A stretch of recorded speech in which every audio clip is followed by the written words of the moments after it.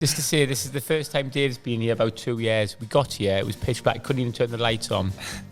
In terms, it was a complete football decision, to be honest. Because I was still at Derry when I was playing all these international games. Then, isn't it? Yeah, so like I was keeping boys out that were at like Villa or like were at United or something like that. So you had a feeling that. Yeah, it was 100% gut feeling. I've never ever had a feeling like it in my life. Like people say, "Oh, gut feeling this, gut feeling that." Like I've never had this feeling before in my life. I just knew like 100% it was a certainty. Like, and if I get on the pitch here, I could go to England. That's what I'm thinking in my head. So I was going to meet Glentoran after Lauren, and between meeting Glentoran, I got a phone call from the manager of Glenavon, and he said, "Shrewsbury have just bought you."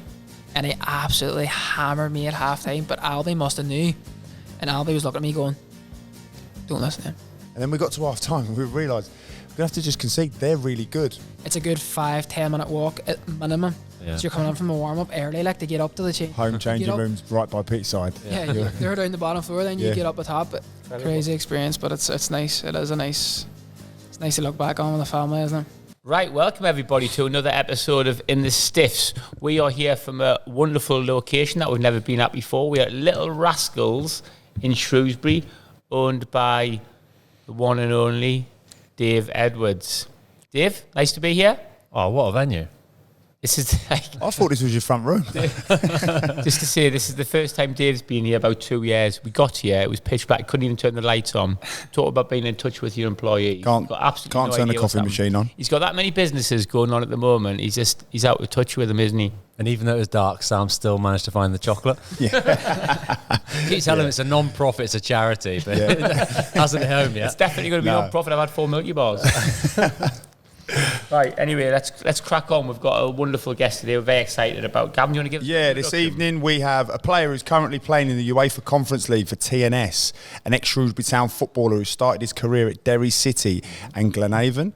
He then went on to and played for Northern Ireland at under 17 and under 19 level. We'll talk a little bit more about this, but then switched allegiance over to the Republic of Ireland playing in the under 21s team. I think we'll all know who this is. The favourite of the Salop is Josh Daniels. Welcome, Josh. Thank you very much for having me. Nice to be here. Yeah, it's good to be here. I've been on here plenty of times at birthday parties, so nothing new being in this room. You've never seen Dave here though, I bet. Nah, definitely You wouldn't catch Dave mixing it down here with the commoners. Yeah. Long journey for you, Josh, as well. In his ivory tower. 30 seconds. 30 seconds. Yeah. Oh, so that's why we're doing it here then. Yeah. Love that. Class. So let's talk to me quickly before we crack on. Talk to me about this allegiance thing. Sorry, I think I've nicked your question. Yeah, so obviously at the time when it happens, like a lot of people think straight away it's religion. That's the first thing, because obviously I'm a Catholic from Derry. Everyone sees themselves as Republic of Ireland. Like that's where I would say I'm from. But in terms, it was a complete football decision, to be honest. Played 17s, 19s, played a couple of years up even for the 19s when I was younger, with Northern Ireland, and done quite well.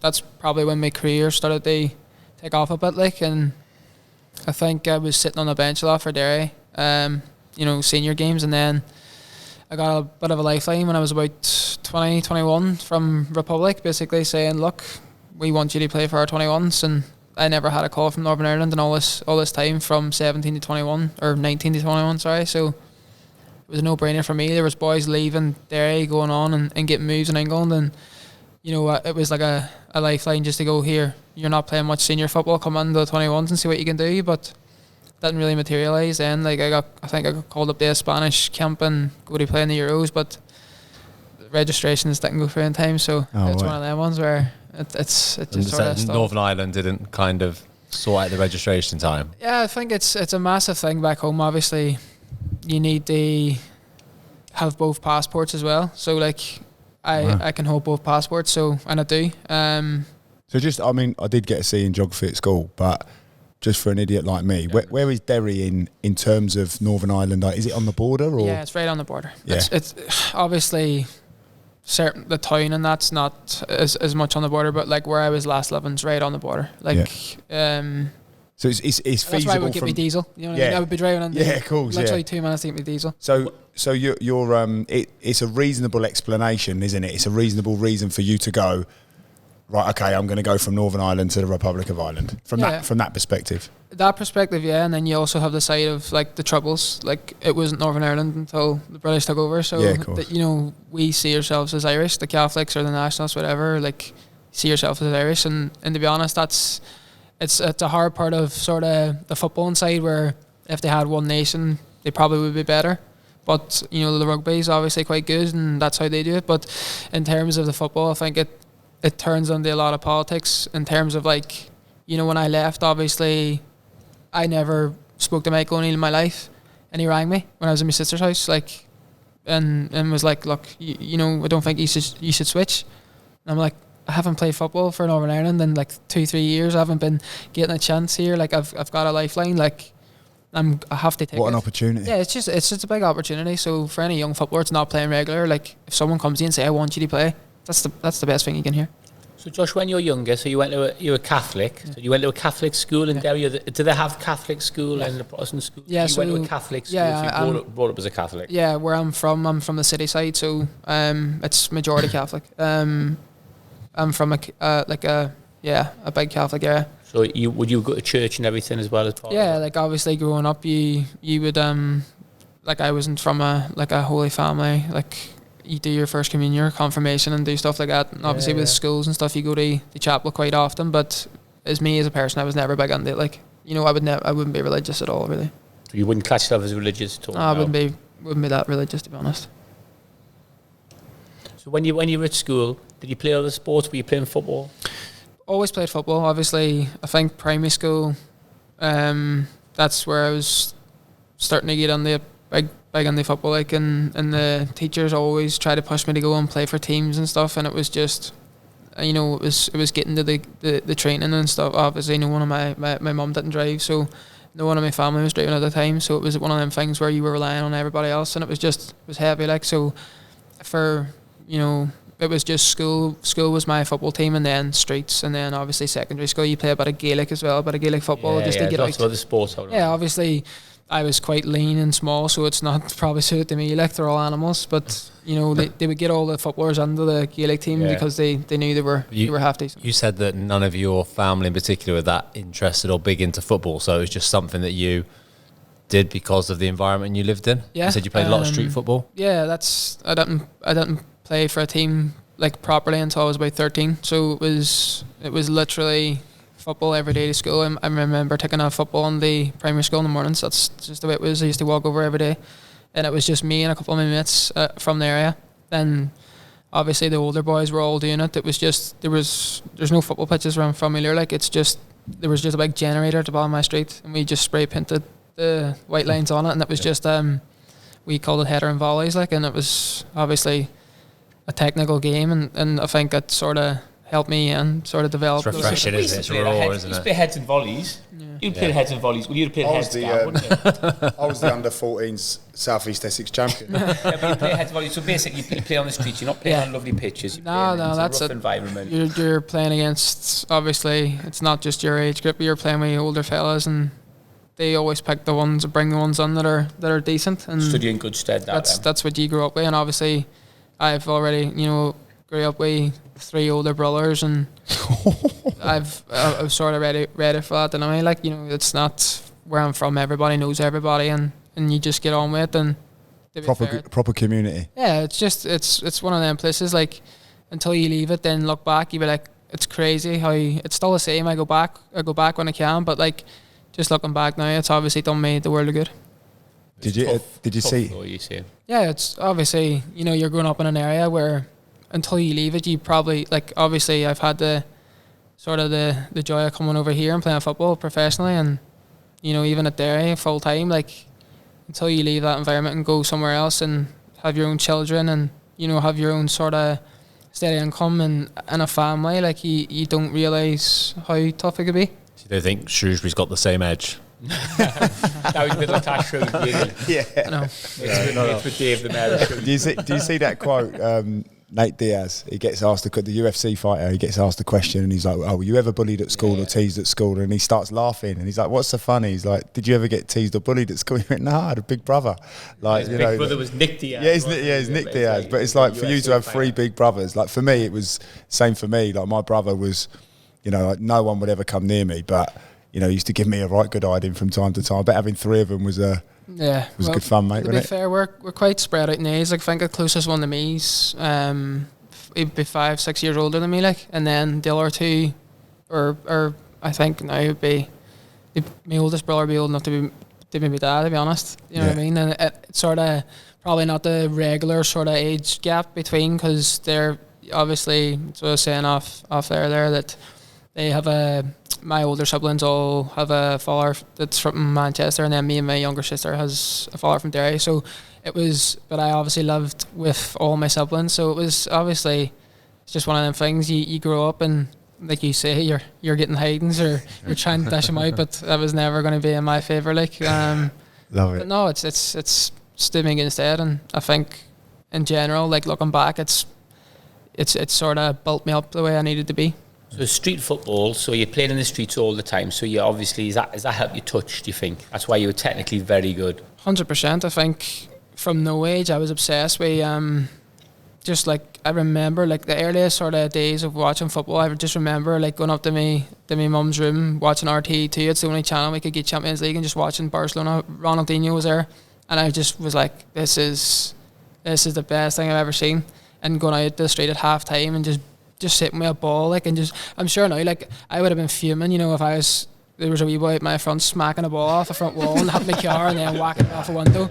You'd be fuming, like, but looking back, like, that's what I'd done, and I think that's sort of where it gave me a bit of a difference, where I just was obsessed with, like, I wanted to know every skill I could do. I wanted to just try and get better with the ball all the time. Like, I was obsessed with it. It's so refreshing, though, isn't it? The age that we're moving into now. Yeah, I love it. Like, to see, I'd love it if my lads, and you see his friends stuff, you saw any sort of 10, 11, 12, 13-year-old out on the street with a ball, you just think class. Be buzzing. You don't know, do you? Yeah, you don't see it. Times have changed, how don't often they? see that? It's a different time. Like, I've only seen it a few times, been over here, and to be fair, like, it is very, very rare you see it. Like, like I said, though, there was no pitches near me. Like, you have the facilities and all over here at the minute. Like, when I started to grow up a bit, then a couple of my mates, there was a pitch. It was just the bog standard sand, you know, the first like 3G, just like a carpet with sand that would just rip you to shreds. Yeah, grass burn over Yeah, the there was about a 15-minute walk from my house, maybe 20 minutes. Like, it's called Chantalo, like, and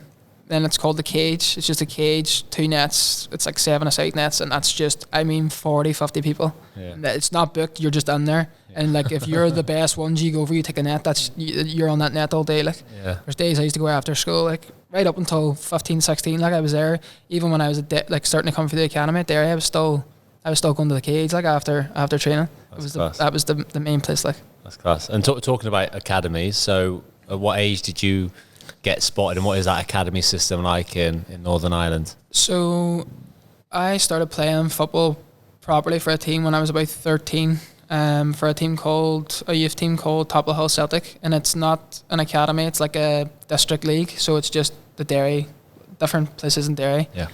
The only reason why, and I touched on this, is like that I stayed there and I was so fond of it was, obviously I struggled with lifts, and I used to get over with friends, and then the friends sort of fell out of love with football, didn't play it much more, and then the manager just was like, I'll come and get you, I'll come pick you up. And he used to drive, he was from the Waterside, which is a good 25 minutes away from my house, like, and he used to drive over to my house, pick me up, and then take me over to training and drop me back. And he, like, looking top back, man. Yeah. Oh, the kindness. That's the people that, you know, you look back on, and you just, that's, for me, that's the main one that stuck in my mind the whole time. And even, you know, I'm playing against Fiorentina, and he's the one texting me, you know, after the game. What's his watched name? it. Eamon McLaughlin. He's like, I don't think he just had so much, like community wise, like, he was like the main man in this area on Top of the Hill, and his nephew plays for us now at TNS at the minute as well. So he's just trying to help the lads in the community. Some boy that is. That's it. And to be fair, the amount of footballers he's brought through, and like this club, like, they just ran this themselves. This is like they've put heart and soul into this. Like it was just a wreck of young fellas just getting them out of the street and getting them like they play, because they were, again, this area in Topple Hill was quite similar to where I'm from, but in the waterside where it's you know, it's just sort of you're either playing football or you're burning cars or driving motorbikes around, you know, at that age, like, and it's just it's amazing what he does. Is there like a realistic chance if he wasn't there at that time of your life, then football might not have turned out the way it did for you? Yeah, there would be progressing and moving on. I think the clubs beforehand that I was going to, you know, there was no manager. Like I come from a family that there's not very many footballers. There's none actually, other than myself, really. Especially in the media family. So a lot of the children that go to teams, their parents might know the manager, and then they get in. I was always going off, you need to be better than everybody here because you've got no connections at all. You need to be like top notch. Yeah. They just stand out and stay at a team. But like as soon as someone shows interest, and I think it stuck with me my whole career in terms of like judging managers and people and coaches, and like when you feel wanted by someone, you know straight away, like I'm going to play for you. Like, and like obviously coming from that far to get me and bring me back, like I was like, I'm completely sold here. Like I enjoy it. Like, do you know what I mean? Class. Is the ambition, Josh, for all of the young kids then in Derry and Ireland to get in the Premiership, to move to England? That's what they're all want to do. That's everyone, especially when I was growing up anyway, and now it's probably more seen now that a lot of Irish lads leave and go to England. Back in the day, like it was so hard to get away. Like it was so hard to get a move across the water. That was the thing. Like everyone's aim was to get a big move across the water. Yeah. And I think playing internationally, underage stuff, that's where most boys were seen. Like when I was playing for Northern Ireland, I was the only one really in the squad, like starting, that was home based, because I was still at Derry when I was playing all these international games. Then, isn't it? Yeah, so like I was keeping boys out that were at like Villa, or you know, like were at United or something like that. So that's sort of why then I was like, right, I should be probably there, but I'm not. But I must be doing something right to get in here. And then it just gets to a stage where you start to get a bit older and you need senior football in. So what about trials? Were you getting any trials with English teams? You must have, surely. Only after I signed me. Well, I had done well in Northern Ireland, came back from a camp, and Nottingham Forest wanted to take me on trial. And the Derry manager at the time, I had never trained, nothing with the first team. I was just on around the 19s reserves for about a year. And the Derry manager at the time brought me into training. I must have had an unbelievable training session. I can't mind too much, but I definitely scored a bicycle kick. I definitely remember that. And, I was offered a contract 2 days later. So I was offered a pro contract. I knew they were, obviously, it's a business side of it as well, where they're trying to keep a young player, get a bit of money, maybe. But for me, like, getting offered a contract with your hometown professionally, I was like, 100%, I'm taking this. So you're up and away then. You're playing for Derry's first team. Well, it was a tough one because they're obviously tying you in there for 2 years and you're learning. But because I was that sort of 2 years where my trajectory was going up, I was like, right, I need to play. And then. So how old were you then? It's like 16, 17. I signed my first pro contract at 7. There's no, in there at the time, there's no academy. Like when I'm playing, it's a 19s like league and a reserve league, but the reserve league could be like Sunday. I was playing Sunday league in a Derry team against men when I was like 16, 17, and it was just random boys in the park. It wasn't like a nice reserve league here where you're playing an unbelievable pitch. It's park football, like you're playing proper Sunday league. So are you getting paid by anybody at this stage? Not in the reserves and 19s, but then when I signed my first contract, you're only getting like 50 quid a week. And 50 quid on the bench, 50 quid like if you get on. So you're not on. Like I was still at school as well, so we were allowed to go to school because we were training in the evenings when we were full time. Yeah. We had a lot of players that were still like at school, and the manager obviously helped out and moved training so we could still sort of do our education as well. But that all changed then. I think when I was in around playing, but I didn't play for the first team for nearly a full year, and then after that, then I played for the 19s. We Northern Ireland, but I think I was 18 at the time, just turned 18, and then I went to United. I went to United for a week, and it was February. I think it was February. Yeah, might have been just before I turned 18 then. But I went to United for a week, and I think it was Lawler. Was it Jim Lawler? I can't remember now. He's from Belfast. He was their head scout with the first team. And I mind going there, like, and most of my, like, the ones in my family do sort of watch football. They would be United fans. And I mind going there and being like, this is crazy. I've never done a proper, like, session before with a first team. Like, you know, like, I was just playing off pure instinct and just trying to rely on, like, street football at that age. Like, and I mind going in and doing passing drills, and I was like, what is going on here? Like, what is going on here? And then, like, the first day I walked up to training, like, Ferdinand was training with us, like, with the reserves, and I was like, what? Like, he's actually training with us. Makeda, old boys, I guess, like Andreas Pereira. And I was going, nah. But like going from, like, I've never done a proper training session before. Not like a proper technical. Nah, no drills. But then as soon as we go into the games, I'm like at ease. Just felt like, nah, I could do this all the time. Like, this is class. And then you get brought in, and he's like, oh, you're on a pro contract, can't sign you. It's February, so you know we just keep watching you anyway, and we'll bring you back in the summer. So happy days. And then go to Everton the week after. Loved that as well. I thought it was brilliant. And then I got injured at Everton and went home. Just I was never in day after day after day. You know what I mean? I'm playing 19s, dipping in and out of the first team with Derry, and then after that, then it was sort of, I think Derry expected a big move and a big fee for me, and sort of at the time you can imagine that the chairman was like trying to push my agent, saying, you know, there needs to be a fee on him, and I think it was a bit too high, to be honest, because I had no games. What sort of money, like, so obviously a lot of lads have been bought from Ireland. What do the lads get bought for? Well, there was established ones. I think the biggest one from Derry was obviously James McLean, and that's must be over 10 years now, but I think at that time it was 300 odd grand, which would have been massive money probably today. Like, you know, they were putting 100 grand by a clause on me, and I had no first team games. Like, so that's where I was. And then, did you notice a big difference in terms of quality? Obviously, you're going to Premier League clubs and training with their sort of under 18s, 19s reserve players. Did you feel like it was a huge step up, or did you just feel, this is okay? I felt character-wise it was. I don't feel like football-wise it was. Yeah. I feel like I remember the last day, it was absolutely last. It was like today, it was flooded, everything. The pitches, obviously, them carpets, unbelievable at Carrington, and then they were flooded. And I mind at the end of one of the sessions, the manager was like, "He's running," and I was just bombing back and forward, front of the line. I remember the boys being older than me, like the boys that are there, probably on 20 grand a week, reserve players, like being like, slow down, no, stop running so hard. Looking at them going, you're sitting here on a contract, like I'm coming, you don't know me, like I'm coming here, I'm gonna run, like, do you know what I mean? And I think it was more the character side of things. I was always quite quiet. I still probably am, and around the change room, I don't really like talking too much in a change room. I think on the pitch, I probably don't shut up, but like in a change room and stuff, and around that, like I sort of have to get sort of comfortable with people, and I think that's the massive thing that I seen coming through and coming into England, and probably improved on as well. But obviously talent wise, like they're the best of the best, like, you know, but it's nice to sort of go on and put yourself against them. I wouldn't do the passing drill again, like it was horrendous, like, but it was just it was nice, it was refreshing to test yourself. How would you gauge the standard, like when you did get into the first team at Derry, Josh? How would you gauge the standard as to what you would be at, like playing for Shrewsbury in League One or League Two, or playing at TNS now in the Premier League? Very good standard, to be fair.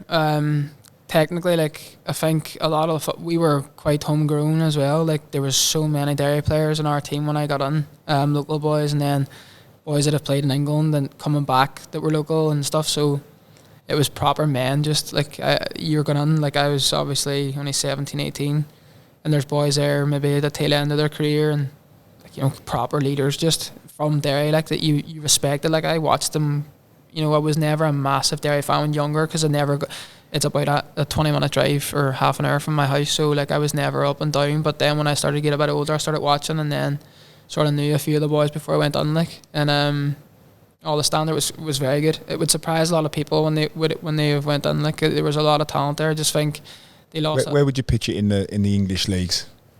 It's hard to do that. Yeah, it is tough, because obviously there might be, like for example, in the conference, you've probably got a top 10 there that could easily compete at League Two. Yeah. So it's hard to gauge, isn't it? They'd easily play League Two. Right. Easily played it. Well, Shamrock Rovers this year struggled. It's neck and neck now. They've probably had about 6 chances they pull ahead first over Shells, and they've dropped it every attempt, to be fair. But you know, this year Derry should have been sort of top. I think Rovers are spawning back into it now, and I think even in Europe, Rovers are always quite good as well. Shamrock Rovers, like. So I think if you watch like a team like Rovers or engage it after even the European games, like they're very good.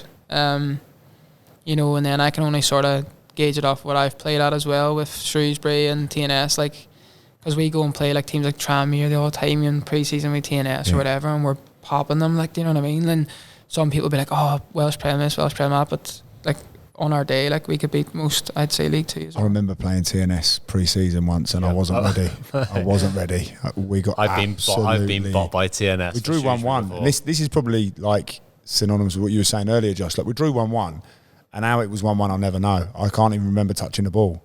I wasn't ready at all for what was about to happen. No one had told me about the TNS culture at the time, and we got absolutely bopped. That's it. They have a style of play, and they've sort of stuck to it for a long time, and it's been successful. So, you know, obviously it's nice they do it at a big stage in Europe as well. What about wages in Ireland? So what will the lads get? So when I was there, it was a mad one, because even the senior players, obviously I was a young player, it wasn't like, we would never have been on good wages. You're a local lad, you're playing, you'd nearly play for free, wouldn't you? Like, so it's at that stage there was a wage cap. I think there was a wage cap, so it would have been 10 years ago now. There would have been a wage cap of $450 a week, and you weren't paid in off season. You're full time. My first season, 450 for 38 weeks or whatever. My first, I think it was 40 some weeks. Boys signing on the dole then because your off season's over Christmas there, obviously. Yeah, of course, yeah. So there's boys working, and like, you know, there's boys signing on the dole just to get a bit of money, like, on top of it. They might have negotiated fees or whatever on the split. They get to get them over the line a bit for Christmas, but like at that stage, like, I wasn't getting paid over Christmas at that age. Like. And attendances well followed. I was going to say, I've seen a few games on TV and that, and the atmosphere always seems, they play a lot like, obviously in the summer, they say it's summer league, so when the English games aren't on, they have quite a few bits on Sky, don't they?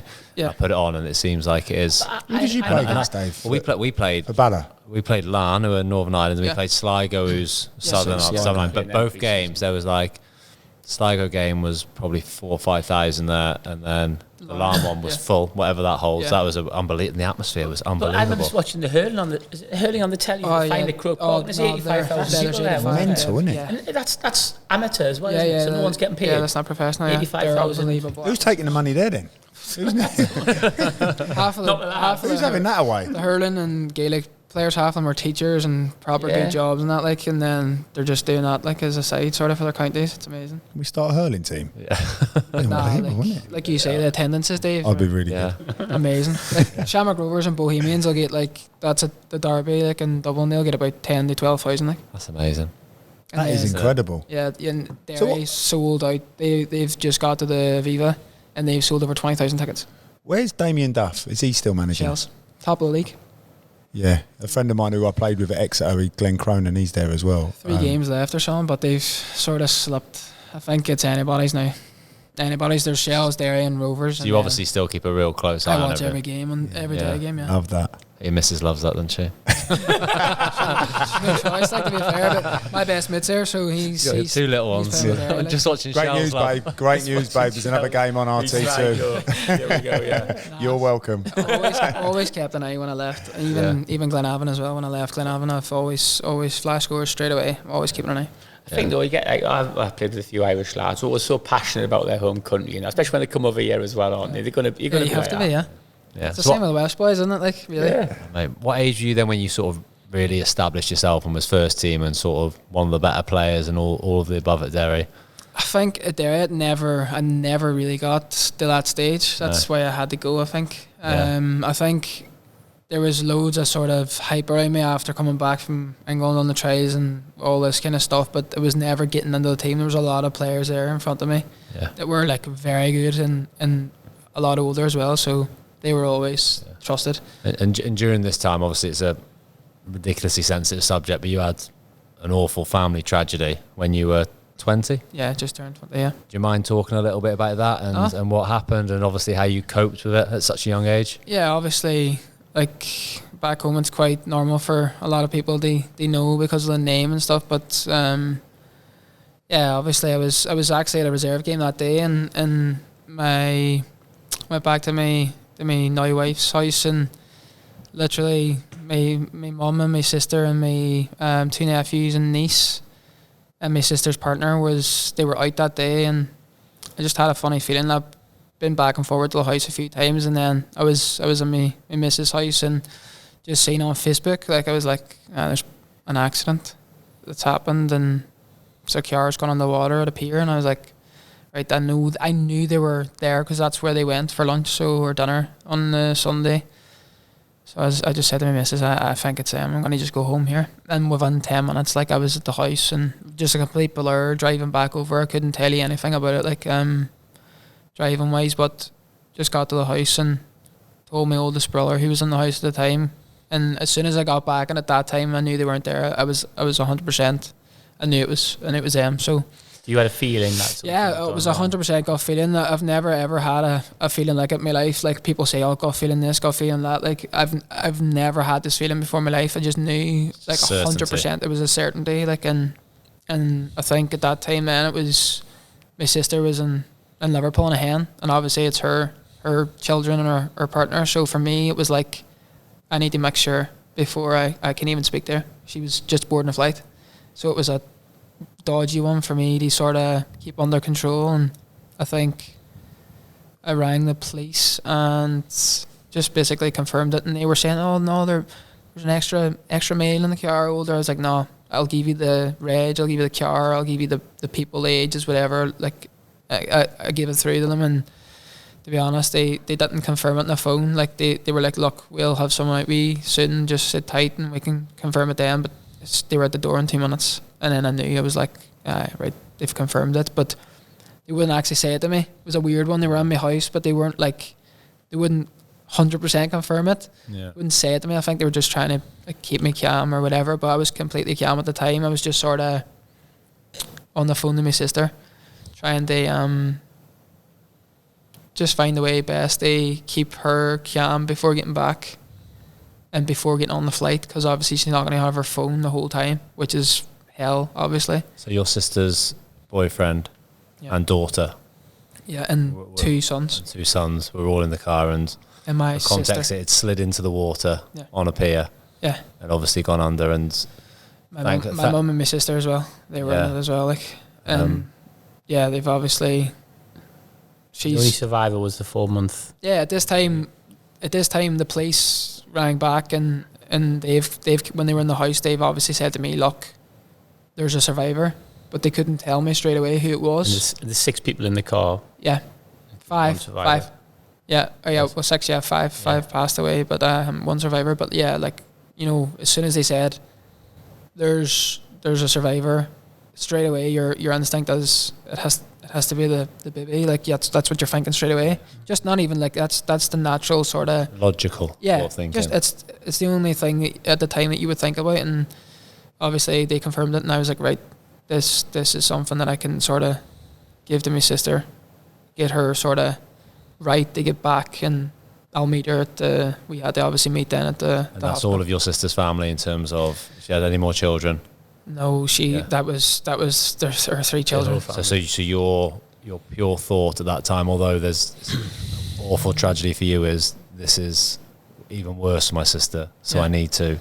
Yeah, I think at that stage it's like, I need to give her reassurance that we can get down and the baby's fine. And at this stage, we don't know how fine the baby is. We're just we know there's a survivor, and at that stage, like, they're still like getting the people out of the water, and they're confirming it then with us. But then we obviously dive off. It's not local to me either, so it's a good 25-minute drive from me, and then from my sister, she's driving from Belfast, which is good hour and a half, maybe just over. Yeah. So I meet them, man. Yeah, and your so now your goddaughter, who's now 7. Yeah. So she was. She was 7 or 8. It might be actually older. Yeah. So she was saved by a man who jumped in the water. She was, a footballer. David Walsh. It was. I knew him from playing in the reserve leagues at Derry. Yeah. I knew of him, and knew he was around Derry when he was younger as well. And to be fair, like, credit to him, because you're putting yourself before something, and you don't know what you're going to see. You don't know how hard it's going to be. You said the water was choppy as well Yeah, that of day. course. It's not like when the tides and all's on there and at the pier, it is choppy. Like, so fair play to him, and he deserves a lot of credit. Like, and obviously it's what is it now? It must be 8 years, is it? Yeah. So it's a long time, but like obviously it was a big day. Yeah, it's changed my life completely and straight away. It's unthinkable, isn't it, to have to go through something like that. You'd never expect it to happen to anyone, but you at 20 years old and all of a sudden that you're thrust into that. And like you said, you were always quite, even though you weren't the oldest, you were one of the oldest in terms of taking care of people and things like that. And then all this has now been mounted on your shoulders to try and sort of move forward with it. Yeah, obviously I was like at Derry, was playing full time, and I think it was tough because the only thing I could do after was I wanted to go back to training straight away. Yeah. I just wanted to just get into football again and do it. But is it a distraction, Josh? Do you think? Yeah, it's an escape. It's like but like at the same token as well, it's the only thing that I know. Like, do you know what I mean? It's not like I'm going there and I'm enjoying it anyway. It's as soon as you're playing football, you don't even think. So it's one of them things. But after that, it's completely crazy. Like the town, obviously, it's rocked. Not just my family. It's a big thing. Like it's gone all over. Like it's all over the news. There's people coming on the houses. Like obviously in Ireland, it's quite different to here. Like you have a wake house and straight away. So you have a wake for 3 to 5 days maybe. And like this house, obviously we're there, and there's thousands. There's thousands of people passing through. You don't know who's going to be in that house. People are just coming in.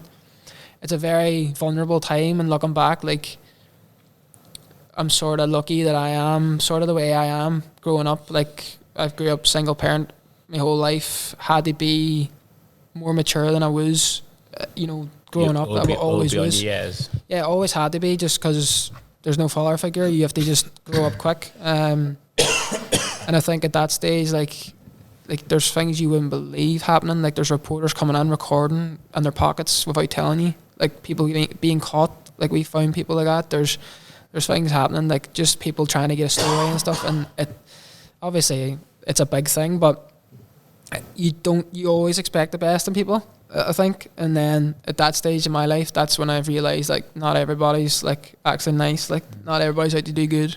I suppose such massive news, isn't it? And every reporter's trying to get that special comment from you and speak 100%. to you and my sister, like story. At that stage, like I lived in that house with my mum for my whole life. Like I would never, if like my mates used to move house, I'd be like, how could you move house? Like I've lived here forever. I couldn't move house. I couldn't like the first thing when you're growing up, you always have in the back of your head like, what am I going to do when one of my parents dies? Like you always think like what will happen? Like how will I handle it? And like my mother was like the best. Like couldn't give it any better. And like when that happens, you just have to adapt, and it's mental because.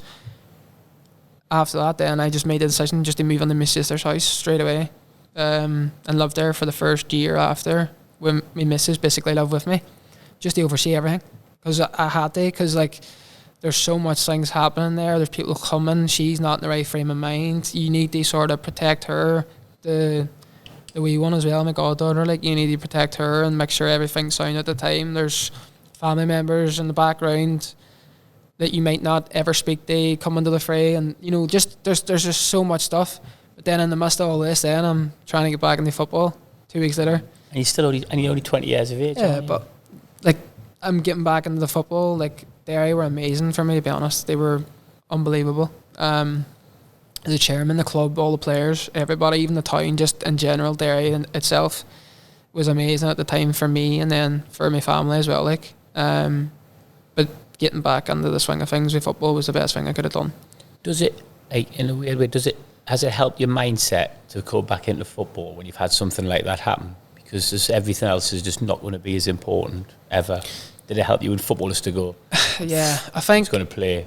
I'm just going to do whatever. I don't care what someone says. Or. It's not for me. I cared far too much about football. Like the only thing that I can remember, like properly emotionally breaking down after that time in my life was signing for Shrewsbury. Like I remember sitting in the Holiday Inn, because I signed during COVID, so it was a weird time anyway.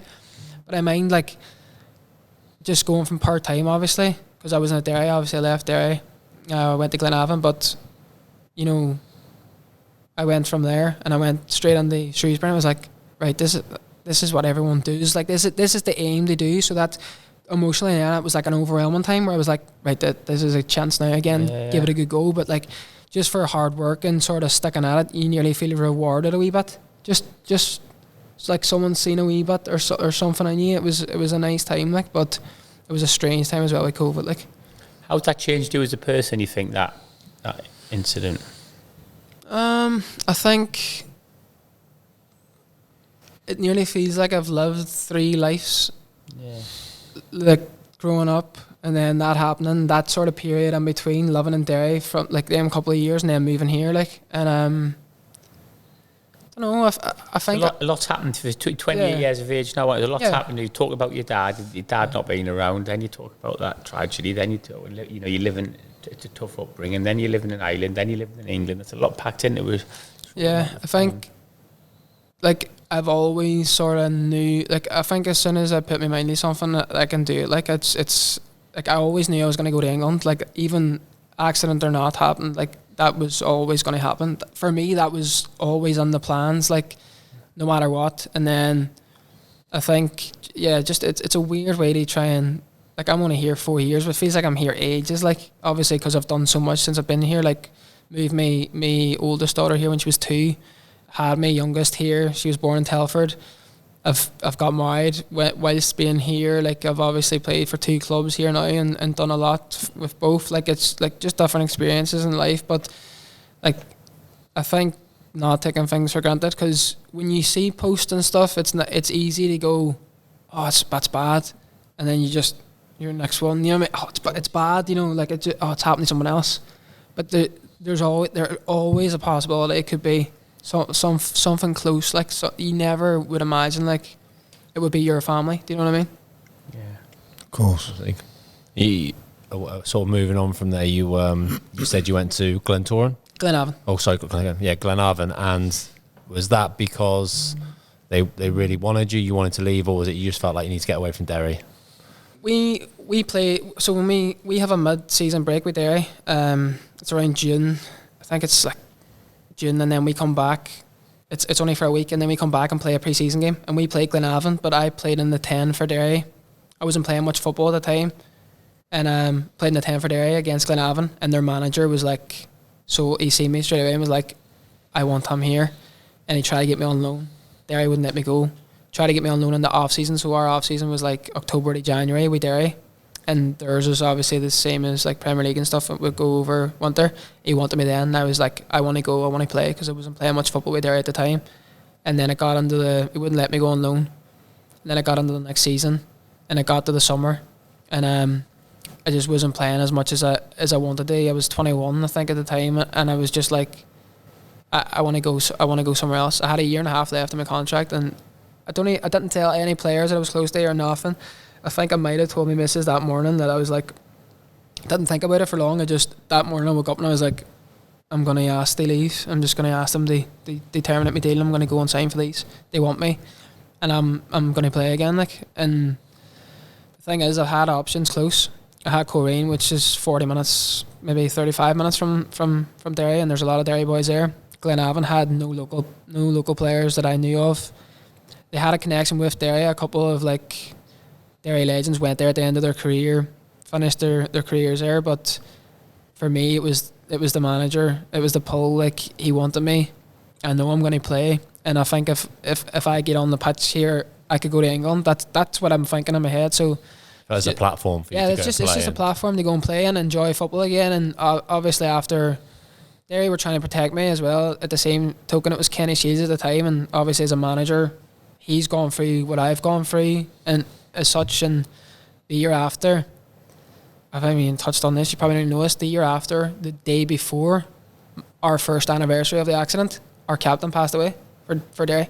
Oh, wow. He was Ryan McBride. The stadium's named after him now. That was the day before our first anniversary for my family, and this was under the same manager. So he's had to do this twice.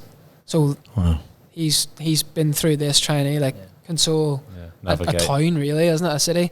So like, he had to go through it all, and to be fair, he was probably protecting me at that period, but you just want to play football. That's all you want to do at that age. So I just made the decision myself, and luckily when I went there and played at Glenavon, we had quite a good young team, and the manager Gary Hamilton was amazing for me and gave me a platform, and he was honest. That's all I wanted. Yeah, you went and smashed it there. Yeah, I went there. Obviously, it was different. It was the first time I played part time. It was an hour and 45-minute drive over a mountain, over Glen Shane mountains in the winter. Like I'm struggling to get the training. Like it's that bad. It's like driving over Snowdonia. Like, and just up and down Tuesday night, Thursday night. It's just something completely new for me, but loved it. Loved playing every week. The lads there were amazing. Staff were amazing. Like just way more chilled than what Derry was, because it wasn't full time. But I was always told, don't fall into the sort of part time mentality of, I was never a big drinker or anything. I was never sort of going out as such, but then it starts to creep in a wee bit now when you're at that age, and then you have the days off. But then even at that stage, I was trying to keep myself busy. I was working trying to get work with her dad sometimes when I could over Christmas, just to get an extra lift over Christmas, and the football side of things. Then we got into Europe a few times, and I've done well. Nice. So then how did you end up at Shrewsbury then? How did that come about? I had no idea about it, to be honest. The year before, I had my best year probably. When we played in Europe, I think we finished second or third in the league. It was Glenavon's highest ever points in the league, and we had a very good young side. A couple of boys got moves before me, and I was playing the best football I've ever played. And I just thought, if it's not this year, I could struggle, because I'm 23 at this stage, and I'm like, I could probably struggle after this. But I was like, if I just keep plugging away, you never know. And then I think the year after, that would have been 2020. There was I was just getting frustrated because I wasn't playing full time at this stage. I'm just turned 24, and I think the manager knows as well that I've been there long enough now, and I want to go full time again. And I made it clear to the club that I wanted to go full time again, whether it be in the Irish League or at Derry, or like I try to get back to Derry so much at this stage as well. Like I wanted to go and play for Derry. I wanted to play full time again and play for the team that I've grew up like watching and playing for. I wanted to be a main player there. Sorry to be naive about it, Josh. You're talking about their Glenavon and then Derry. Same league? No. So Glenavon's in the Northern Irish League, so they would play in Lauren's League and stuff. Got you. Yeah. It's quite similar to the Welsh system, where some teams are part-time, some teams are full-time, but not very many at this stage are full-time. Only the likes of Linfield and stuff would have been like full-time teams. Yeah, got you. And Derry are the Southern League, yeah. So like it's two different leagues completely, so I'm not even playing against Derry or anything anymore. I'm in a completely different league, but like I say, it was just sort of getting full-time again was the main aim. And then in the last, I think there was a window that came in that summer, and it was Glentoran and Larne. I went to meet them. The manager said, look, you go meet them, whatever, and then let us know how it goes. So I went to meet them, seen their setups. I walked in to Larne. It was unbelievable, to be fair, and I was going to meet Glentoran after Larne, and between meeting Glentoran, I got a phone call from the manager of Glenavon, and he said, Shrewsbury have just bought you. And I was like, right. Boy, yeah. But the thing is, I had a buyout clause, and the only club that would probably give me this buyout clause was Glenavon at the time. And it was, we'll let you go to any English or Scottish club for 15k. But anybody else, we ain't selling you to them. So a couple of teams in the Irish League offered 30, 40k for me that same window. Wow. And they turned it down. The chairman at the time said, we want you to do well, we want you to go to England. He's all like, we want what's best for you. And Salop can find a bargain, can't and then to be fair, I had no idea. I had no connection, no nothing. Like you usually hear, they're watching or here's watching, nothing. They came to a Glentoran game, I think it was at the time, and they triggered the release clause. And then on the way to Glentoran, I was sitting in the office. The Glentoran assistant manager used to be my assistant manager at Glenavon, so he knew me, and he just handed me a contract, sat on the table, and I was like, I already knew at this stage, like, I'm gone here, I'm going to England, like. Amazing. Yeah. And great story. He looked at me and I was like, I can't sign. He was like, why? I was like, I've just been bought. And he's all, don't care. He's all, well done. He's all, I'm buzzing for you. Oh, he's good. all, buzzing for you. He's all, I'm absolutely delighted. I'm over the moon for you. He's all, if you ever need anything, he's all, you know where I am. He's like, I'm buzzing for you.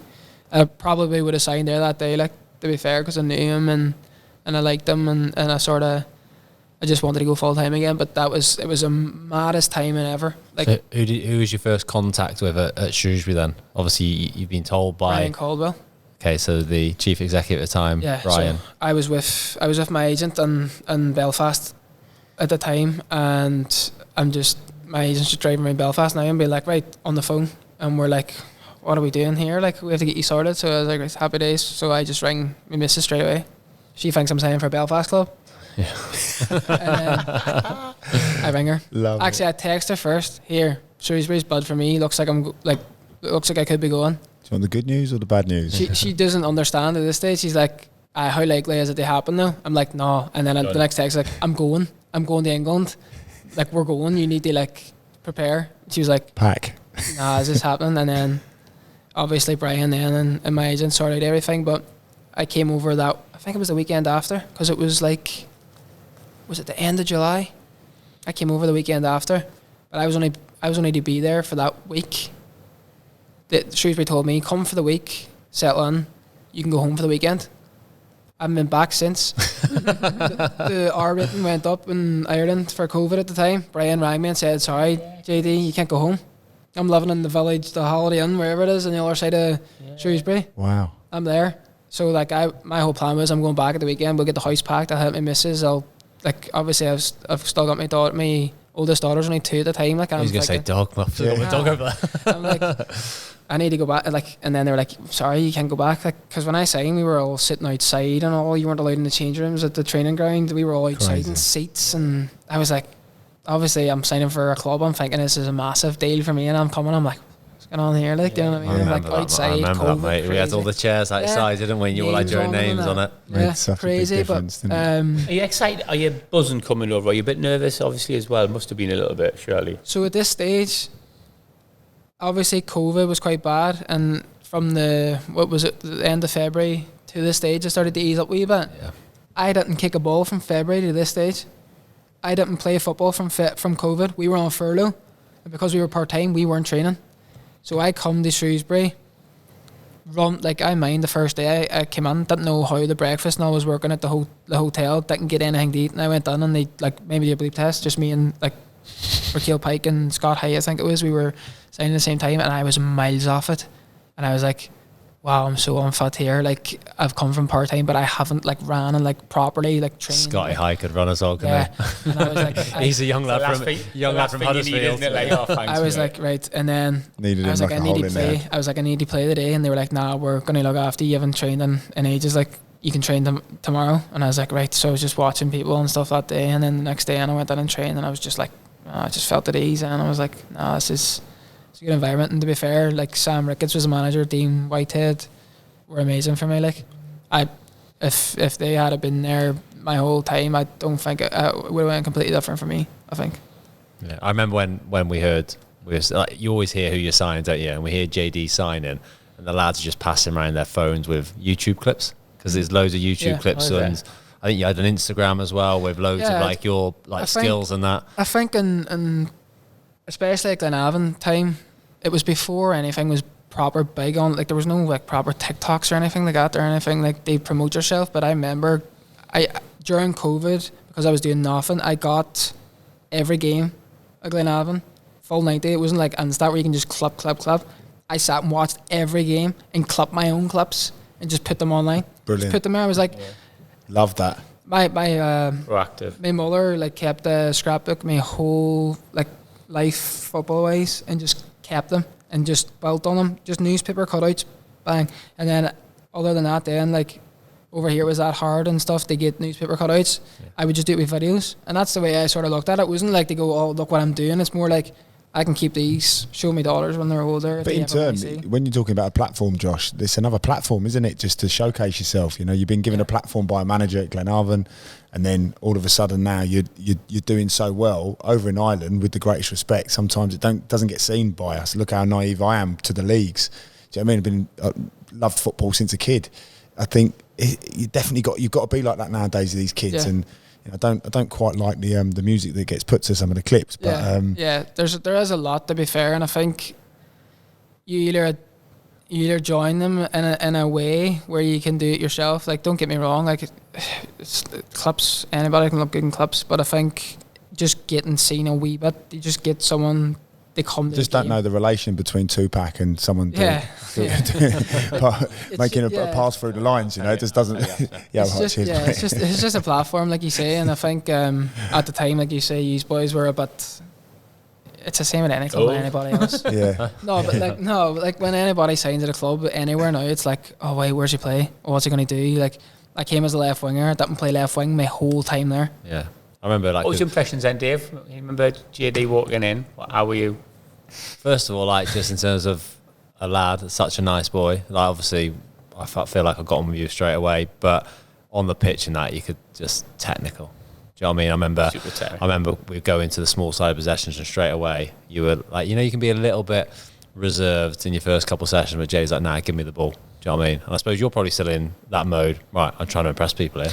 I think, but getting on the ball, look so neat and tidy in the areas. I remember chatting to you after because you came. I think you played, do a little bit of shape and play in shape, and they had you in a number 8 role, didn't they? Yeah, they played me as an 8. And we're playing 4-3-3 at the time, weren't we? Yeah. But for whatever reason, I remember saying to you, I said like you attacking midfield, a 10, 8. He's like, nah, I'm a winger. Yeah, left. Dave trying to size him up. Yeah. He said, where is it you played in, mate? I think My number 8 days are gone. that was Sam and Dean. To be fair, Yeah, they seen that in you. They pulled me in and just said to me straight away, "They were like, look, obviously we signed you as a left winger, and you had Sean Wally there. It was unbelievable, like unbelievable player.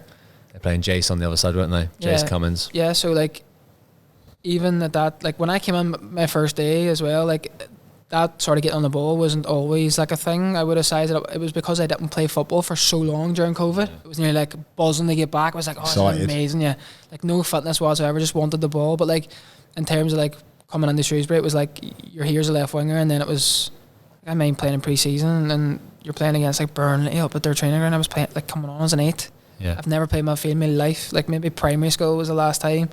But just, I think Sam and Dean just said to me, look, we want you on the ball a bit more and you can run. I was always quite good in the air for my size, and then I just like tackling as well. So I just sort of enjoyed trying to get on the ball as much, and I think that's what they sort of seen in me. It's such a shame that you didn't get to experience sort of your first experience in England wasn't in COVID, because it was just so odd. Yeah. Wasn't it? And even the games and that, no crowds, all that sort of thing. You feel like a little bit cheated by your experience, because that's not what it's like. And your first experience of your dream to play in England all this time, and then you get there and it's middle of COVID. It was strange. It was so strange. Obviously, like, going to the grounds and that was amazing. And to be fair, I think I got on. He trusted me quite a bit at the start, Sam, and I scored on my first start, like away at Peterborough, and I was like, right, this is it now, I'll stay in. And then I was in and out, and obviously when he got sacked, then after that, it was like I was never like the one to be in the know and be like, right, I need to go on loan, or I need to like get out here and play somewhere else. I always would be first and foremost thinking, right, I'm just going to work as hard as I can. I think I got as fit as I could over that next sort of season then.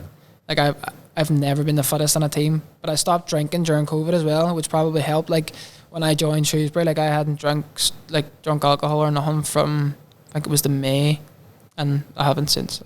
Me and you started drinking double, Sam, didn't we? Yeah. COVID. We kicked on. Yeah, we didn't hold back. We kicked on then, Josh. That was a nice feeling, your first goal then, Josh. Yeah, oh, it was amazing, to be fair. Obviously, it's during COVID. Backstick like you header. say. Yeah, it was. Backstick header. I was just So about good to in ask what so it Only was good. like. scored twice for Shrewsbury, and they were both backstick headers. Like. Love that. Decent in the air though, because Always been good in there. I don't know, just timing, I think, and I always had a decent leap, like, but. Like George Lloyd now. Yeah, that's what I was thinking. Say similar. Yeah. But just it was a nice feeling. I think Peterborough were top at the time as well, so it was a big game. Like, but How did you find fitting in with the lads then? it was actually decent. It was actually decent at the start. I was quiet, but like they stuck me in a room with like Cummings like straight away. with Jason. No, he's a full-on Rangers. Just like, threw you fan, in there like, and shut the door. Yeah. and they know I'm a Celtic, and like he had, like my first night, I think he's sitting playing like Rangers songs, and I'm playing Celtic songs back to him. Just by the crack, just they sort of. It's good. It was Love great that. guys, but Really. he was class as well. Like I had no idea what to expect from him. Like when you look on from the outside, because he's so loud and that. But he was amazing. Like he was he's a top lad. I still stay in contact with him like all the time on Instagram. I would message him here and there. Like as I say to these boys all the time, he's so misunderstood. very misunderstood. Because he's Like, such a nice lad. I remember watching the year before when you played at Liverpool, and obviously when he's scoring that in his interviews, I was like, this boy must be mental.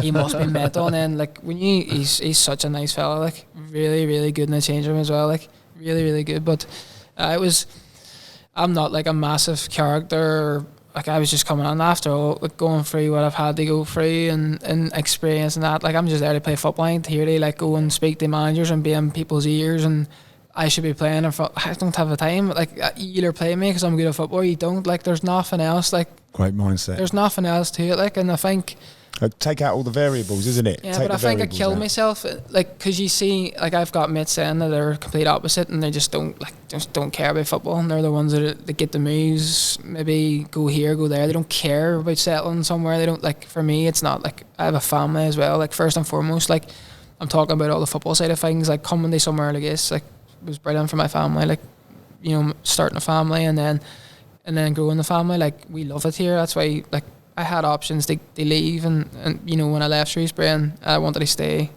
local to here. I like it. I wasn't commuting somewhere. That's ultimately why I signed for TNS at the time. Like, but Because you had a few offers at the time. yeah, I did. Yeah. As soon as I left Shrewsbury, I went to Disneyland with my family, and then I just said to my agent, look, and at the time, to be honest, I was told I was getting a new deal because Shrewsbury had an option for my for next year on me, and my agent knew I think it was Keith Bird at the time, and my agent was under the impression that I was getting a new deal.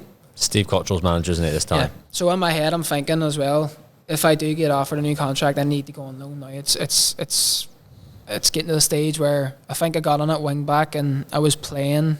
Like I played the last 5-6 games, I think, for Shrewsbury. Yeah. Played like when Wigan lifted the trophy, and I was actually doing all right as well at this This stage. when Steve wasn't there as well, wasn't it? When Steve wasn't, no, this was the last year he was there at this okay. stage. But when I actually got into the team as wing back, Steve was in hospital. Yeah. It was Albie and It was fun. Dave. It was funny. Obviously, he was really poorly, but he just couldn't relax, could he? No. So every training session, we'd have a meeting afterwards, and we'd bring in the boom box, and he'd be on loudspeaker on that from his hospital bed, going through what we've done in training, and then he was so just obsessed with football, wasn't it? What are the lads thinking about that? Obviously, all the laughing, aren't they? But then but you still had that presence, though, didn't you? So Yeah. like he would, so he'd watch the games live with like his notepad and Yeah, everything like like a that in tablet or hospital bed, something, and then at half time, Albie would come in the dressing room, get on the phone, hang on a sec, lads, hang on. Is And it Albie being serious? Yeah. I think I'd be a bit like, got the gaffer on. Like, Nah, what's it? people are like, No, listening, like honestly, yeah. it's even Like, worse proper than when he was there. serious, So like he was, Albie said, right, Gaffer, the lads can hear you now. And then he would just start tearing into Having a people. go, Echo, you were JT, You don't know where, useless. don't know where Like, to, what's you don't know where to happening? look. You're just like, what the? I Must have had the remember wrong channel on Gaffer. I've been unbelievable there. it's when I got into the team, like I sort of got in then and was on team of the week and stuff. It was going well, and I mind we played Burton away and after, and I was doing so much running in the games as a wing back, and I remember I pulled my calf in the first half, but I just kept playing, like I was just playing through it. And I remember getting on at half time and I thought, I've been alright here, like I'm running my one leg, but I've been alright. And he absolutely hammered me at half time, but Albie must have knew. And Albie was looking at me going, don't listen to him. Like you've been decent, like don't listen to him.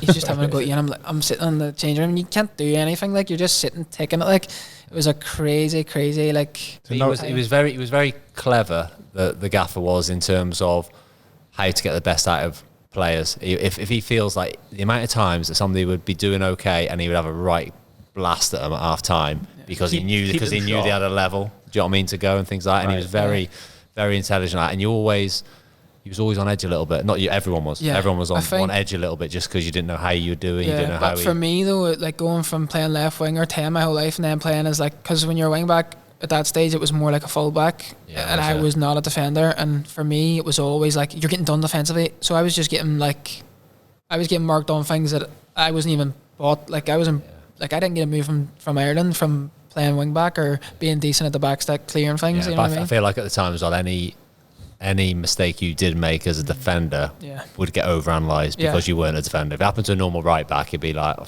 he's made a little bit of mistake because you were playing there and they're trying to teach you the position. Yeah, it's just, and obviously he's not there at the time, so they teach you it. But for me, like it's tough because you can, like you say, it's intelligent. You see why he does it, but then in the same token, like I was a flair player at one stage, like, and then it was just like, no, you're like, I didn't even like playing on the right. I don't even like playing on the right, and I'm still playing on the right now. Like naturally for me, it's easier to play on the left because I can drift inside and it's harder to pick up. But for me now, like I still get analysed as a fullback and defensively. Oh, you need to tuck on here, you need to do that, and I'll be like, right, that's fine. But like that ain't my strengths as well. Like in a team, but for me at Shrewsbury, I think it's just like the worst things could happen. But I was never leaving because in my head as well, I didn't want him to feel like he could break me.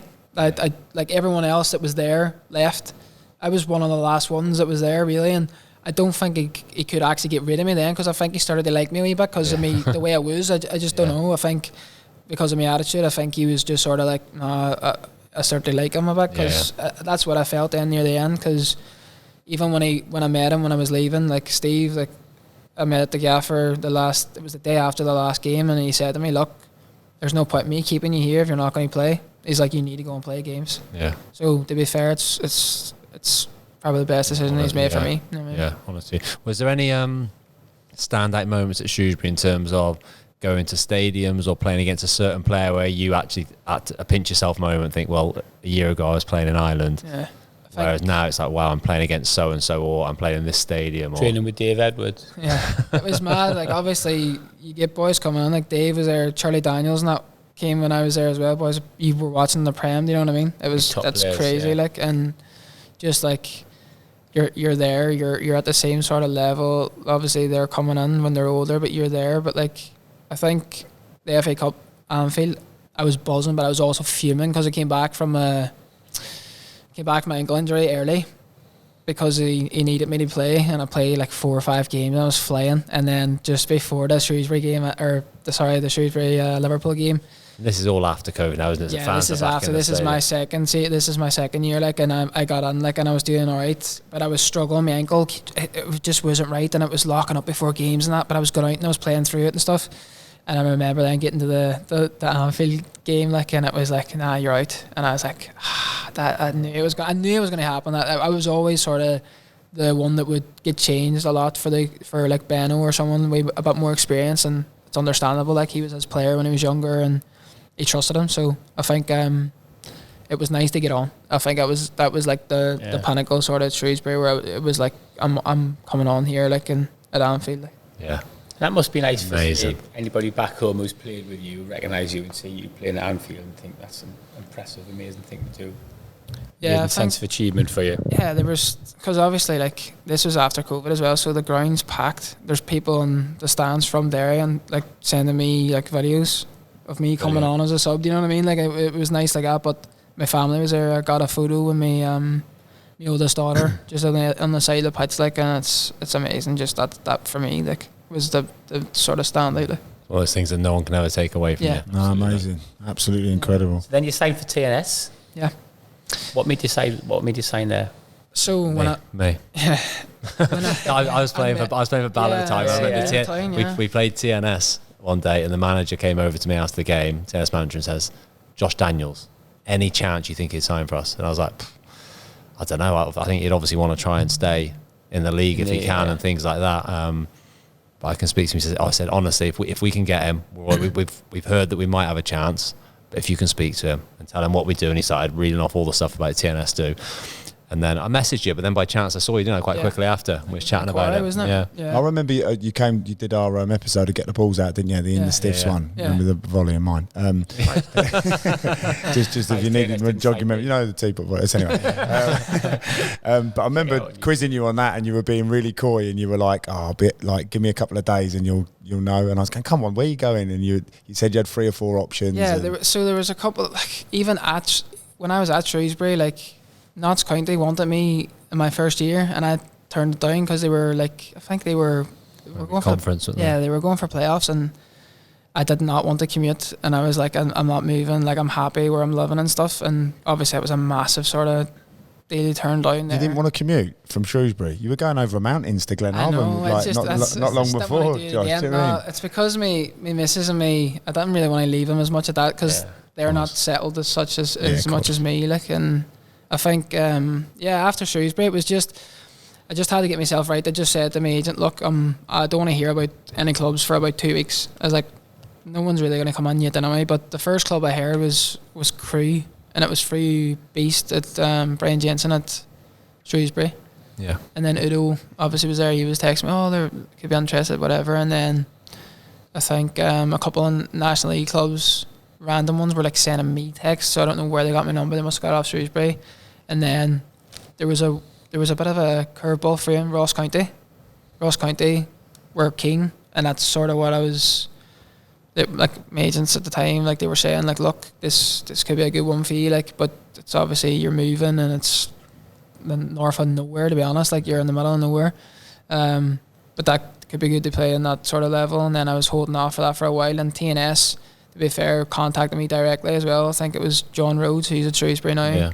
Yeah. He's from Shrewsbury, isn't he? So I think he used to be my county manager. Yeah, so he contacted me himself when I was in Disneyland, like, but I just left it and I was like, I'll speak to these when I get back. But just waited all up, and then, to be honest, I had all the Irish clubs as well. So I obviously had Derry, and I think at the time it was Glentoran and Bohemians and a few other St. Pat's, maybe just a couple, just to sort of show an interest. And then it was just one of them ones where I just sort of thought, I think, was my missus pregnant at the time? I think she could have been pregnant at the time as well. So it was a bit like, you know what, it's for us, it's sort of staying local to where we are. I think because maybe one was in school as well. Yeah. We had it set that we were having one more move, that we're not moving again. Like, if I have to move her school one more time, that was it. Like, I'm not moving her school. So I think we seen how well she was coming on, and it was just like, no, we want to stay here. Like, we know it's a good school and stuff.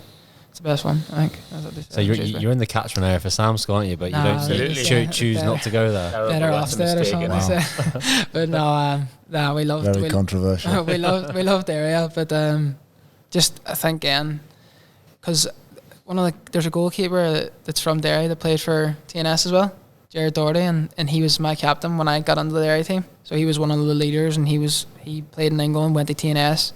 Played in Europe and stuff, so I knew already of TNS through sort of his career. So it was just sort of as a family decision. I think it was my main reason. Obviously playing again, because people were like, "Oh, you're dropping, like, you know, you're going to play in this league. Oh, but do you see the pitches?" But the thing is, I've been there and I've done it in the Irish League. Yeah. It's not like I'm not. As soon as I met them, I said, "Look, I ain't coming here as a football like snob that's coming in from the football league that you think's." What do you see this pitch and all? Because that's what they're sort of weary of. They're like, oh, you know, it's not all like football league and it's not like this, and you know, academies. I haven't been in an academy. Like, I haven't come through at a United or somewhere like that. It hasn't been nice. I've played Sunday league. Do you know what I mean? It's not. I'm used to this sort of thing. But for me, family wise, I think that was the main reason. But don't get me wrong, it's standard wise, and it sort of shocked me technically how good most of the players are. Like, you know, some of the boys are unbelievable on the ball, like unbelievable on the ball. And I think trying to match that then we like bringing in a few football league players, what they've done over the last couple of years, try and like aim more for the athlete side of things as well, and make everything sort of just the way that today's football's going. Like in Europe, like you have to be able to run in them games or you're going to get battered. Like, they've just got this culture, haven't they, TNS? I remember years ago, Andy Cale. Do you remember Andy Cale was the manager at TNS? He tried to sign me for TNS. And I went to meet him, and he was telling me about this culture and how they were doing it. And it all felt a little bit too good to be true. I didn't pursue it at the time. It was all, you know, a little bit sort of up in the air for me. I didn't know enough about it. And then that's when I played against them pre-season and just couldn't believe everything that he'd said to me about this culture of playing and how they play football and, you know, patterns and all that. And then actually playing against them, I couldn't believe how good they were. It was unbelievable. And it's just stuck, hasn't it? And then who's the manager now? Sorry, Craig Harrison. Yeah, Craig Harrison. Obviously, he's been a massive part of continuing that culture as well, hasn't he? Well, they get money. They get a lot of money, don't they? And because of Yeah, don't they? Europe. So Yeah, they obviously can get the it's best players, can't they? They Yeah. can pay the Yeah, most but, money. but Full-time as we're well. talking about like their style of play Yeah. is literally total football, isn't Yeah, it? yeah, yeah. Pure soccer. They've got a fabulous academy as well, haven't they? Yeah, they're Really young, good. young player. They were obviously in the Champions League there as well. I think. Yeah. Zalgiris or something put them out, but they've got very good young players coming through as well. They get We- a lot of good They're like players. the Man City of the Welsh League. 'Cause Yeah. even when I played against them when I was at Ballymate, it's one of those games that you just hate playing in because you just know Chase. you're going to get You're gonna get absolutely battered. The pitch is massive. Hang in there, lads. Yeah, pitch is massive. And you're Go just 1-0 down early doors. I think 3 times I played TNS where we've like spawned a goal, been 1-0 up, and then it's just like we are in our own box for like 70 minutes, and we always end up losing 2-1. We're like a last minute goal. we went there pre-season. He's drained us out. We went pre-season and we are screaming at each other for the first half an hour, like convinced that we're doing something wrong. Yeah. And then we got to half time and we realised we're going to have to just concede. They're really good. Like, it's not that we're crap. Yeah. Well, we were crap, but they're just so good. I think- It's literally yeah. centre half split, Yeah. fullbacks go and play as wingers. Yeah, like there's times where I'm right back, and there's times where I could be left wing or 10, like during play. They just like naturally where I just get on side and people can't mark you, because a lot of teams in that league, like you know yourself, will just sit on. It's hard to break down teams Yeah. when they're just sitting on. So just dragging people out of position, just trying to sort of have a bit of freedom, and I think that's why it suits me so much as well. And like it wasn't even Craig that signed me as well at the time. It was Anthony Lumbrick. So this is the same thing that sort of happened at Shrewsbury with me. Like got signed by a manager, he was gone. Like actually he was gone 3 weeks or 4 weeks after I signed, so Brilliant. I didn't know what was going to happen. Like I was signed there as a left winger as well. Haven't played there still. I've been playing Just let fullback. it go, Josh. You're No, never I'm gonna. It's never gonna happen I again, don't know, mate. but, You'll be centre half before left wing, mate. I think it's one of them things, but in terms of style of play and stuff, I think it does suit me, because Derry was always a technical side when growing up. Like our team was always technical. All the players come through at Derry are technical players for that street side of football. And then the only difference was as well, and one of my main reasons was I've never won anything.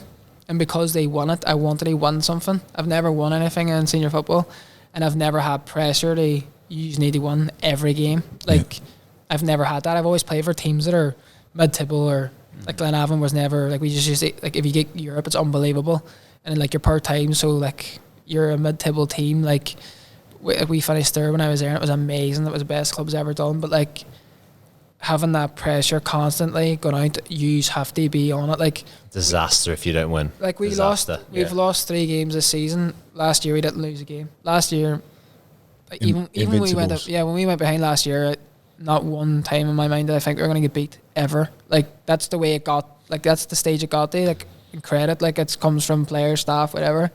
But like this season now, we've obviously got Europe, and it's a tough schedule. Like we're playing 2 games a week, and it's new to a lot of people. It's the same for Larne as well. I think they won their league last year as well, and they're in the same sort of scenario as us. We have 3 games in hand now, and I think we lost 3 games already in the league. Like, and we're thinking crisis meeting here. Do you know what I mean? Like that's the only way it gets to, because we were so sort of Just dominant last. Even last year was just like a one-off, because like they've never done that before. Yeah. But that standard set then, and that's the way everybody is expecting it. Yeah, it's so high. So that's another reason why I signed there. I wanted to have that. I wanted to sort of test myself in that, because I've never had that side of things where you just need to be on it constantly, like just the pressure side of things. But Europe is obviously a massive pull for players as well. This is your 3rd season now, yeah? Yeah. So you've won the league twice. Yeah. You've won the Welsh Cup twice as well. Twice. And the League Cup. And the League Cup. I didn't play, and we lost the Scottish Cup last year, the final, and then I didn't play in the Welsh Cup last year. I done my shoulder just before the final of that day. I missed out and won. Yeah. Your aim for this season is to win the league. Yeah, won the league, won the cup. Probably won all the cups, to be honest. Like that's what you're aiming Champions at. League. Yeah. And win the Conference Win League. the full thing. But no, that's what is expected of you as a TNS player. Like, do you know what I mean? It's Wow. But everything, you're in Europe this year, and that's the first time. Is it the first time a Welsh team's ever been in Europe? yeah, from the domestic league. Yeah. Yeah, first Incredible time. achievement. Amazing. First time, Wow. and then Incredible. obviously Lauren's done it, so it's the first time a Northern Irish team's ever done it as well. Oh, wow. So like, I think the Irish clubs have done it. So Shamrock Rovers have done it before, but they done it before there was a Conference League. So they've done it. Dundalk's done it. Yeah. they were in the groups of the Europa League. They were playing Arsenal, Zenit and stuff like that. So Yeah, I remember that. I've seen that. You know, my friends have played in them games. Like boys I grew up from Derry, they played for them clubs and played in them games. So you're watching it on TV being, this is amazing. But like for us to do it, to be fair, I think we deserved it because we were very good in the qualifiers. Yeah. And because we get the Champions League and you get that wee extra, it's nearly like an extra chance, isn't it? Where like we won our first game in the Champions League against Edchich, beat them 3-0 at home, and then just shut up shop out there really. And it was 40 degrees. We were playing them at, was it 9 o'clock or 10 o'clock? It was a late kickoff, but during the day it was 42 degrees. We're playing there at that time, like it's 33, 34 degrees. You can't breathe. So you're going out there, you can't run, like you cannot run. What's it like for gingers out there? Any good? Well, one of our TNS players, he's ginger, and he just signed for a Saudi club. I just seen that. I'll see that, yeah. He's gone to Do you know the first thing I thought, Josh? The first thing I thought, I hope he's got factor 50. Sun cream. That's the thing. It's the first thing I thought. It's going to be Like, obviously we've done really well in Europe, but the sort of flip side of that is we're playing a lot more games now, and boys are like, you're struggling with the schedules. And you're there to be shot at, aren't you? Everybody wants to see you fail, don't they? The other teams. That's like everyone's sort of waiting for you to fail, and I think it's on us. They've been like that for years. Like not very many people like the TNS sort of the way they do things, or they always give off about the chairman. But hey, he has a dream and it's working. So absolutely, no one likes serial winners though, especially if they're the richest club. We love it. We love it. We're all about that. But it's the European thing. Like obviously, you know, when he's probably said that a long time ago, people probably thought he was mad.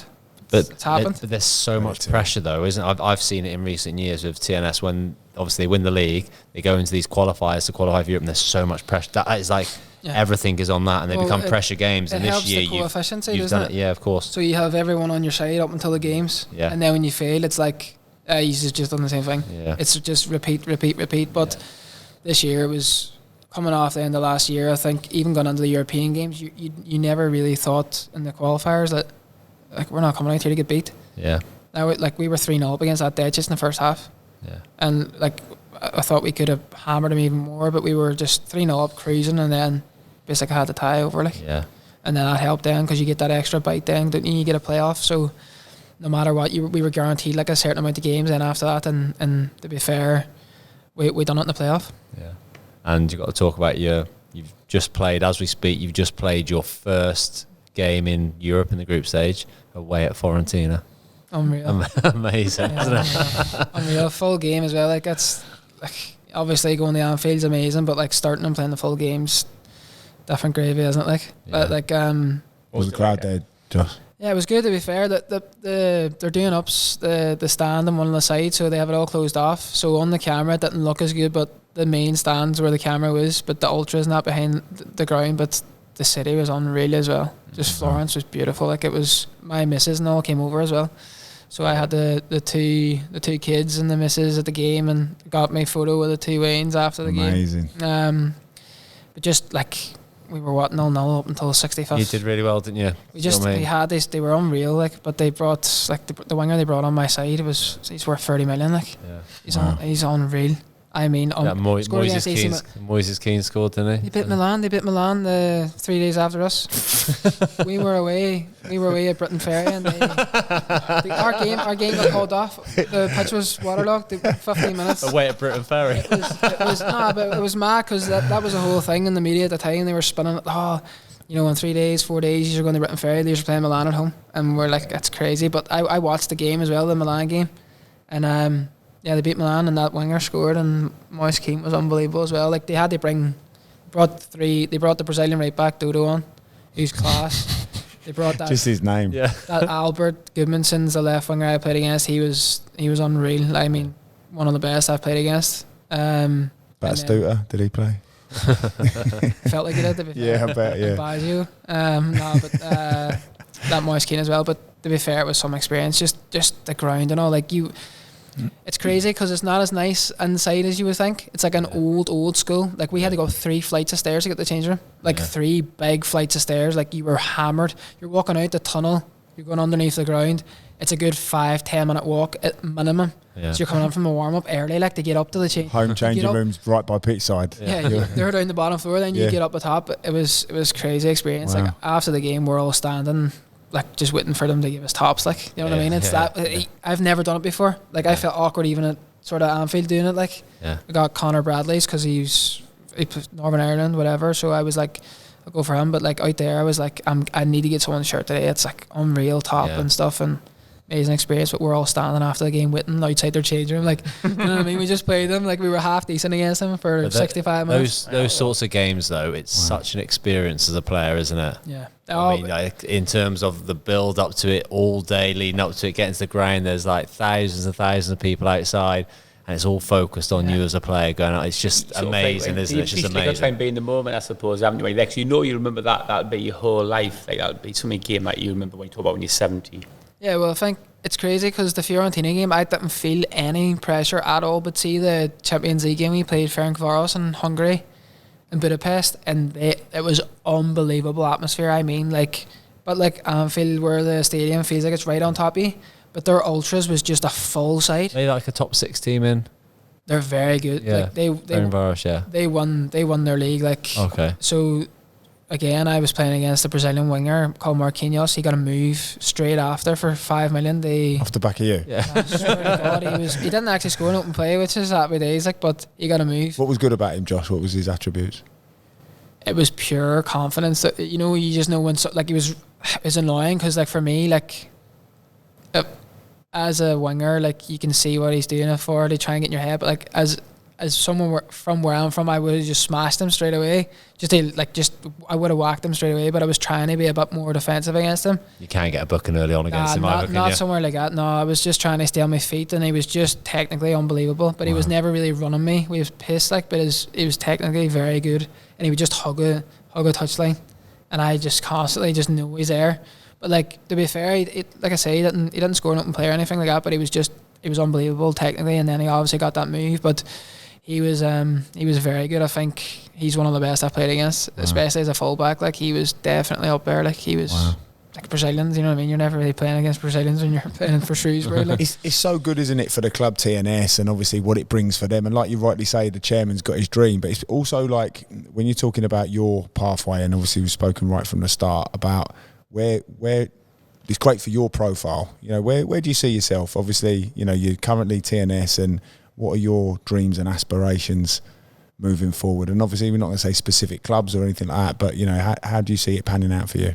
I don't know. I think, like, obviously with every sort of club you go to or every move you have, I think it's about your ambitions of just playing at the highest level possible.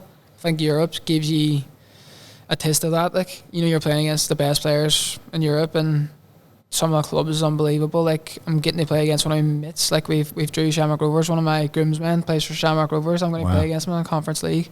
Just crazy, like. But for me, I just think it's just about playing at the best level, and I think I can't do it unless I do well wherever I am. I don't really think forward too much, to be honest. It's more the European thing at the minute, and even the league. Like, last night we had a game. We had a game Friday. For us, we need to start just winning games again and start to get back to the way we were, and the standards is there. It's just getting back to the way it was last year, and I think we've shown that we are better than a lot of people sort of expect, because it's a hard one, because in Ireland all the Irish fans go to Irish games because they can't just jump in a car and drive to a Liverpool match. Do you know what I mean? You're in the country, you have to get on a flight, so it's a lot more less convenient. But like, in Wales, it's obviously harder for us to get the fans in that league, because people will want to watch their clubs. They'll want to watch their Premier League clubs, and that's where the top players are. But like, for me, ambitions, I always want to play at the best level I can, and obviously family decisions have to come into that too. So it has to suit me with the family as well. So, you know, it's sort of one of them ones where very much about the present for you then. It has to be. I think it has to be. Any time that in my sort of younger years when I was looking forward, it sort of holds you back a wee bit, I think, and you sort of get lost in it all. It's like you just need to perform. Great advice. Great advice. What game at a time. The games you got coming up then in Europe, who else have you got in your group? So you played Fiorentina. We've got Astana. We've got Shamrock Rovers. and we've got is it Panathinaikos, have you got that? Panathinaikos? We're playing here, yeah. And we've got is it Celje or Cluj? I don't know. It's from Slovenia. Yeah. We're playing them Which of the home games you've got there then? Your Panathinaikos is one, isn't it? in Astana. Astana. So we have quite a few Shrewsbury fans listening to this. The games are at Shrewsbury Stadium, aren't they? So make sure, come and support JD for those. Absolutely. Yeah, get yourself down. Should be decent, hopefully. Yeah. We're going to go, aren't we? You're on 100%. holiday, aren't you, one of them? Yeah. I'll go. Yeah, well, hopefully we can. Panathinaikos at the Meadow. that's Dave will go if crazy. you can get tickets. Yeah. Otherwise, he won't pay. He won't pay. Nah, Josh. crazy, but again, like, when are you ever going to play against Panathinaikos again? Oh, Like, you know, amazing. It's amazing. It's crazy. About your whole life. Incredible. Crazy experience, but it's nice. It is a nice. It's nice to look back on with the family, isn't it? The closest I ever came was Panionios. Do you remember Panionios? You've been a couple of times on holiday, haven't you, with that? Yeah. Before we go, Josh, anyway, we always get our guests to pick their best five-a-side team. So you need to pick a five-a-side team, like a keeper, a couple of defenders, midfielder or forward, or however you want to do it. The best players you've played with. Played with. Play with. We should have given you a little bit of notice on this, right? Yeah, should it's have done, tough. That They should have prepped you. Who's the best keeper you've had? best keeper. I have to put it on our WhatsApp group so we remember. Not Connor Roberts, no? It's tough. Connor Roberts' shot stopping's unbelievable. You know, very good. I would say it's It was the keepers at Shrewsbury when you were there. Marco. Marco was very good as well. Yeah. Shot stopping very good. It's between them two, you know. Have to pick one. Rabo's gonna kill me. I'm probably gonna go Marco. He doesn't yeah. listen. Yeah, I could see. I'll go Marco. Marco Morosi. Yeah. Marco Morosi in goal. And then you can choose what formation you want. Like Gav chose 3 centre-halves in his, No, I didn't. No, it was a complete terrible. opposite. One Josh. attacker. Josh, it was a complete opposite. whereas most people will choose one defender. No. Then they go more Dave's was attack. off. Dave's jumping on was off. Sam's He said banter. when he flew in Aaron Ramsey, then he said Gareth Bale up front. Yeah. I went, all right, Dave. We stopped listening. That's when we stopped listening. I went with a keeper. I went with a defender, a midfielder, and sevens. No, what did I go with? You went for 3 defenders. I didn't go. You I think I did, but I played them in advanced positions. Like you. Nah, I don't know. Well, who's the best defender you played with? Best defender. Centre halves. No one good. Nah, No one can ever think of the defenders, There's can no- they? It's a tough one though. Like I'm trying Asking to for think. midfielders. Well, like, whenever yeah. we've done that, you go for, whenever him, I've got we've him, done I've this, got him. everybody's really struggled with defenders. Most See, of it them depends. It's for a most of them- five-a-side. most of So them are you're useful. looking for different attributes, aren't you? You're not looking for someone to head the ball. most pick decent fullbacks really. What, and play them in defence. Yeah, have them as a defender. Proper centre half. Who would I go for it? I don't know. Struggling a lot here. I'll go Ryan McBride, the local Derry boy. Yeah, our that's captain. nice. That's the nice one. yeah, I think. I'll go for him. yeah. Yeah, defender, captain. Absolute Solid. warrior. Yeah. Honestly, animal. Absolute that. animal. I'll go for him. 100% as a defender. And Out and out your defender. captain as well, just a Yeah, stopper. just an out and out defender. I think there's very, very few that would be better defensively than him that I've played with. Crap on the ball. I can't say that. I think So we know two- once yeah, we know yeah, all that. yeah. you're Yeah, sorry, we're he's a reading battler, between the we go, lines, yeah. Josh. We're reading between the lines. Go there with him. So two midfielders and a striker, or a midfielder and 2 strikers. He's got some wingers in there, surely. I don't know. Some- Shit, they kept me out of my position every club I've been at, so I'm not picking Sean it. Wally. Sean Wally could be, yeah. I would go on to Shrewsbury, like, watching Sean, unbelievable. Not just, like, football-wise, but, like, professionalism-wise, gym, everything. Like, unbelievable. I would Literally, If definitely. you spoke to Sam, he'd be shocked. No, No, honestly, I know, especially when I was there, like, he was unbelievable. Sam even- knew him when he was younger. I knew Yeah. when I was at Rex, when we were at Wrexham, when he was 19, he was very different. Yeah, but like even just in terms of the way he is and like Love the it. way he was with me as well, like Yeah. character wise and the way he Great looked lad. after younger boys. So he was a good lad. So I would say Sean would definitely. No be Sean tricks, there. but be Just- a man all the time. And I think he was probably not a natural. You know when you know someone's not like a natural finisher, but worked on it so much. Yeah. He was so good at finishing when I was Yeah, there. yeah. He was so good at finishing when I was there. So I would go Sean, yeah. And centre mid. Do you have to say Dave because he's here. No, No, don't. do it. I'll tell you No, what. but I'll like tell you. I really like from TN, or I've used to find hard to play against that Ryan Brobble. Yeah, very good. Wow, Very good. how on earth he's not played like He's top very- level. Technically What's his name, unbelievable. Ryan? Ryan Brobble. Brobble? Robble. See, this is a tough thing Fussy because Brian in a Robson. five-a-side, there's a player from Derry as well, Patrick McElhinney, that's very similar to Ryan Brabble, but he's both-footed and he's bigger, and like he's had an unreal career in Ireland and stuff as well, but like he's been like killed with injuries as well, but he's Derry's captain at the minute and he is unbelievable technically. Chuck him in there. Patrick. Get out on socials to give him a shout out. We'll go Patrick McElhinney. Nice. Two Derry boys on here. Yeah. Yeah, but it's nice. Then It's you- nice then to you're know number you pick 9. one from your favourites. I don't support any English clubs. I support Derry, like, so I have to keep it sort of real, don't Got I? it, you got it. Being biased, Hello, like, but team.